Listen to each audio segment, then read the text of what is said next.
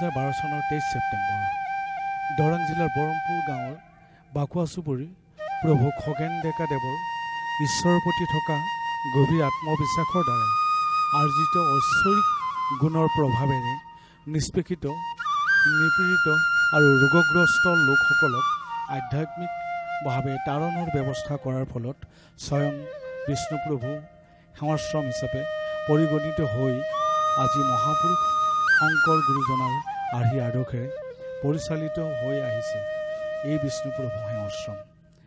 এই আশ্ৰমৰ সপ্তম বাৰ্ষিক অধিৱেশন উপলক্ষে স্বৰনিকেতনৰ শিল্পীসকলৰ দ্বাৰা এই সমবেত সংগীতটি আগবঢ়োৱা হ'ল। ভক্তপ্ৰাণ ৰাইজে আদৰি ল'লে কৃতাৰ্থ হ'ল।